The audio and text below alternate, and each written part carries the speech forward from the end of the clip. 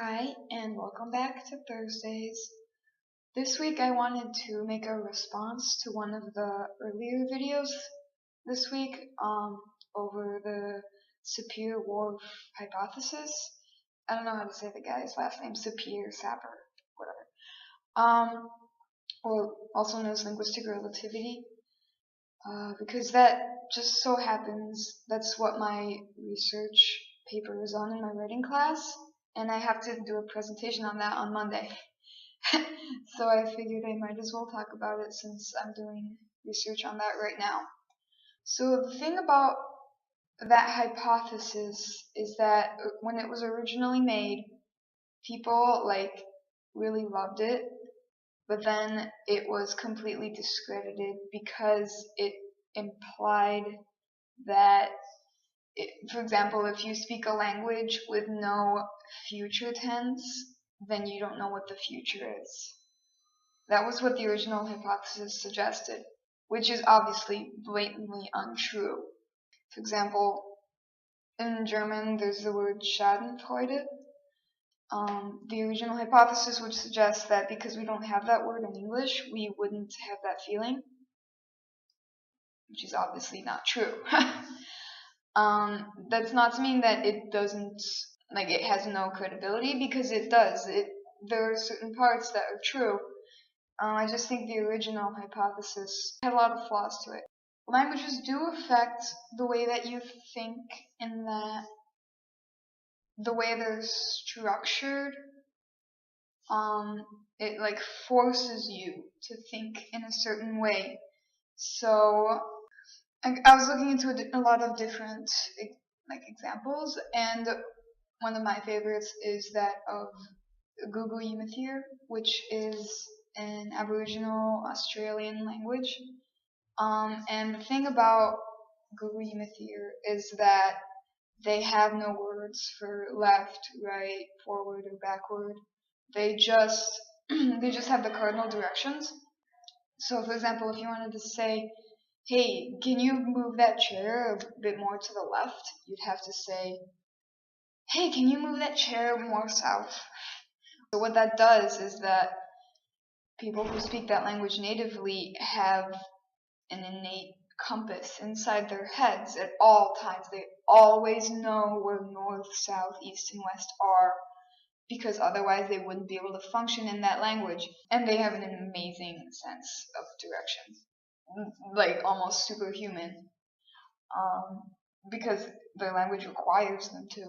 And after speaking their language for so long, it just becomes part of their minds, part of the way they think, part of just the perspective on the world. Whereas English speakers don't have that, and a lot of times we get lost because we don't know where north, east, south, and west are.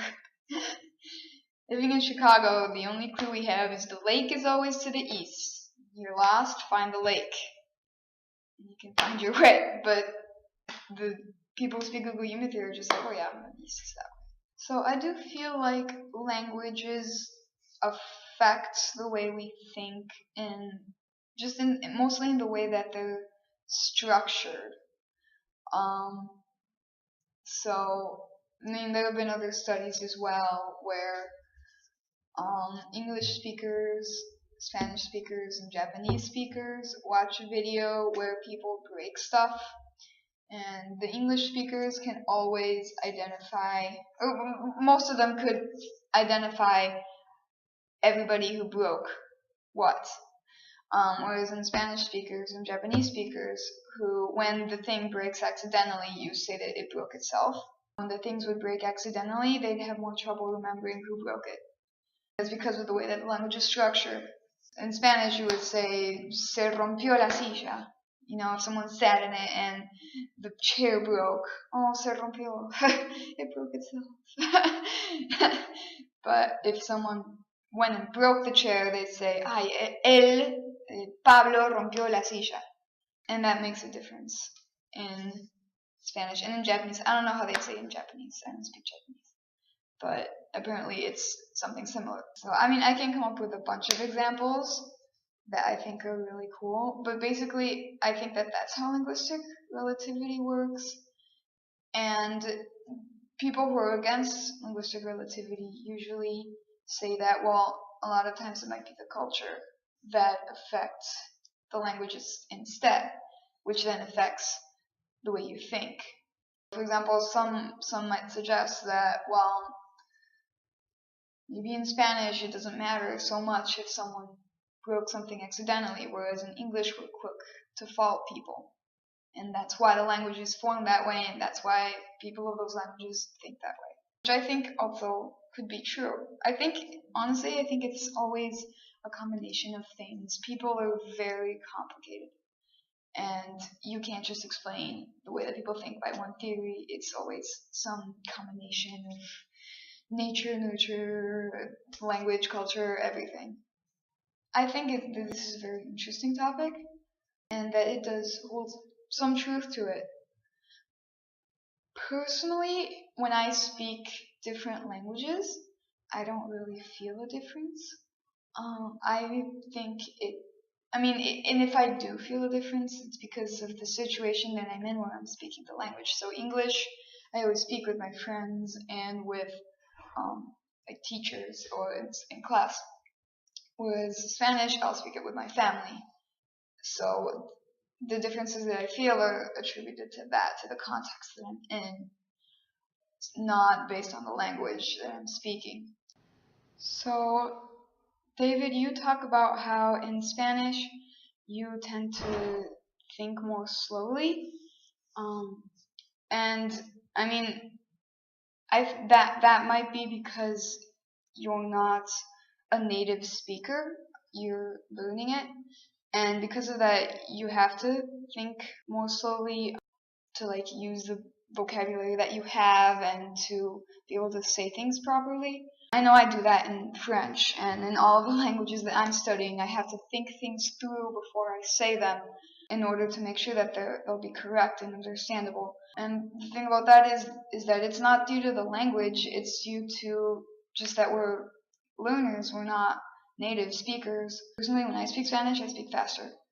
And that might be because of my dialect, because Argentinian I think it's pretty fast dialect, and also might be because of my family.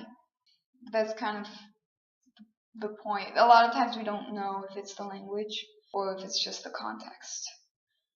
So, and then you also talked about how in Japanese you feel more like respectful of people, and that might be because of the language, because I know that I don't speak Japanese, but I know that they use like formal terms sometimes, or more formal words in certain situations, and that can affect the way that you feel about a situation if you're all of a sudden you're forced to use like more formal terms as compared to English, where we just have you for everybody. The president, the dog, your friend, your brother, you. And that affects us too, probably. But it also might be because since you're not native, you feel respectful of people who are native and who can speak that fast. Or I think you said something about like also being intimidated or feeling surprised. That could also be because you're speaking with native speakers, and like I don't speak Japanese, and when I hear Japanese, I'm like, wow, that's such a difficult language compared to like the way that we speak. It's so different, and it seems so fast, and like I'm respectful of Japanese speakers for that. So that might be part of why you feel like intimidated. I forget exactly what you said, but so in the end, like I think it is a combination of things. I don't think that you can always just attribute something to a language. Sometimes you can, in the case of cardinal directions with the Aboriginals, and in other cases it might just be the context, or it might just be the culture itself that makes you feel that way. So if Japanese culture is more respectful in general, and then you feel you have to be more respectful, that's because of the culture, not because of the language. And I don't think that's linguistic relativity, because linguistic relativity implies the language itself and the way that it's formed and the way that it makes you think and feel. Other than that, I think this is a really interesting topic. I enjoy learning about it. That's why I chose it for my research paper. And I think this was really good timing too, because I have to do a presentation on this on Monday, and I have to turn in a paper in like 2 weeks. So this was really good practice on trying to explain it in a way that it makes sense. Other than that, I'll see you guys next Thursday.